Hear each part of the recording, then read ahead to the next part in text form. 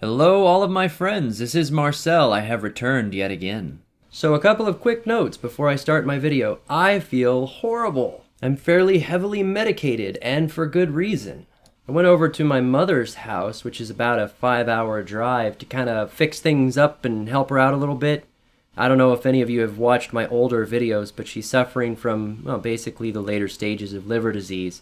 So she's not doing too hot. And she's at that point right now where she can't do a lot of basic living things, like if something breaks, she can't fix it. Well, I went over there to fix her washing machine, and as it turns out, she hasn't been able to clean her cat's litter box because of the weight or because of just the inconvenience of having to deal with it. Rather, she was buying new litter boxes and filling them up, and they were stacking one after the other.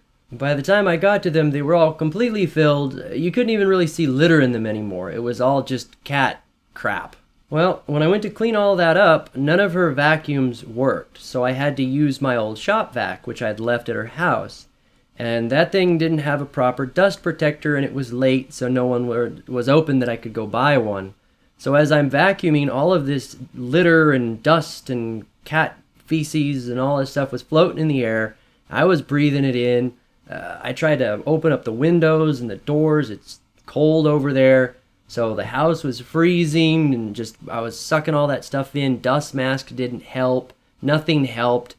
And I have felt like garbage ever since. So either all of that tore me up or weakened my immune system, or I just caught a cold when I was over there. Maybe I got unlucky, but I have been miserable ever since. So for today's discussion, I wanted to cover the danger of nostalgia and how it can play a more significant role in the decisions we make moving forward in our lives than we would ever imagine. I've touched base on this lightly in some of my previous videos, but never pointed it out head on. I'd imagine that most, if not everyone, has had some kind of high school sweetheart or a girlfriend back from years ago that had a greater impact because of the new experience, because of the youth, because of growing up and learning how to love around them. They say no true love is as strong as your first true love. No bond feels as unbreakable, and no pain is as great as when that love finally fails. Furthermore, as we grow into adulthood and go about our daily lives in the years past, we often think fondly back on the experiences we had when we were younger, if not for their novelty at the time, but rather the joy that youth does bring in of itself. Finally, when it comes to looking for someone to talk to or someone to hang out with, it isn't uncommon to reach back for those we remember from our past. If nothing more, then we know what to expect from them. We know what to expect from their friendship or their relationships. We already have established bonds with them. It's easier to reconnect with someone than it is to reach out to someone new, to establish new connections. At least it is for most people. Feel free to disagree. I'm just speaking on what I've seen for the average. So how does all of this apply to our ideology, to our movement? When I look back through old pictures of ex-girlfriends, and I remember the positive experiences and the time that I spent with them, it's easy to fall into kind of a mental loop and feel the same feelings that I did back in the past. I've already covered that in my video discussing memory, so I won't go too far in depth into it now. But as for how we interact with those people that we remember from our past, I have found, at least in me, and I'm wondering if anybody else has noticed this, I tend to treat people differently based on how I remember them and not what their current state is today. Allow me to explain. Say, for example, if I were to walk up to a stranger, if I were purple or blue-pilled again, and I were to walk up to a woman that I'd never met before and found out that she had 2 kids and a bunch of baggage, I would never consider dating her, at least in my current state. This is if I were to be dating again. Now take that concept and switch it. If that were someone that I knew growing up in high school or from my hometown, and they had the same children and the same baggage, would I make a separate decision based upon those circumstances? Say, for example, if I had a crush on them back in the old days, back when I was around them, to kind of validate that crush, to get closure on that interest that I had growing up, would I make a decision outside of what I would make if that were a complete stranger, even if the scenario were exactly the same with only the name swapped. Now, if you're kind of seeing where I'm going with this, take it a step further. I have noticed in myself that I will seek out behaviors, appearances, clothing types, even just, basic things that resemble people that I've dated in the past. I'll try and find those things in someone that I freshly met and associate them in the same way that I did with people in the past, despite it being a completely new individual. It is fascinating how many connections that the mind can make between even inanimate objects and the period of time in which those objects were originally interacted with. Kind of an oddball example, I recently got back into woodworking, and some of the old woods that I haven't cut or worked with in 15 years, 10 years, have an odor to them that when I was working with them now reminded me of experiences I had when I was hanging out with girls back when I was 15. Before you think I'm crazy, rosewoods and certain kinds of foreign exotic woods have a very specific odor to them. It's not something you would smell every day. The point is that if a person's mind can make connections between something as, silly, as frivolous as the smell of a type of wood, then it'd be ridiculous to not think that there wouldn't be connections with almost anything else that we do on a day-to-day basis. So what's my point with all of this?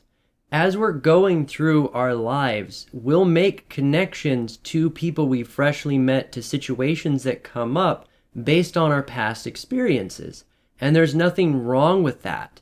But what we need to watch out for is attributing characteristics or behavioral expectations or even feelings to things that we see that simply remind us of fond memories of the past. Some of these connections we may not even realize are there until we stop and consciously consider why we think the way we think or feel the way we feel about something that's happening in the present day. Now, maybe this doesn't apply to every situation that comes up on a daily basis, but an extreme example would be, is it harder as a male to say no to a girl who's hitting on you that you had a crush on back in high school? Even just someone that you knew from your past. Unless the experience of knowing them ended horribly, which is the case sometimes, it can be extremely hard. I've had some situations pop up even recently where I've been presented those kind of problems and I've had to, kind of stand my ground with a solid no. And it wasn't as easy as it should have been given my red pill background. Mostly because of that feeling of nostalgia, that remembrance of the positive times that I'd spent with that person, regardless of whether or not we'd actually dated. Those kind of situations can come up. Now, why I feel that's particularly dangerous for us as MGTOW is we're going to be moving forward in our lives and accomplishing a lot more because of our redirected focus. We are a lot more successful than we used to be.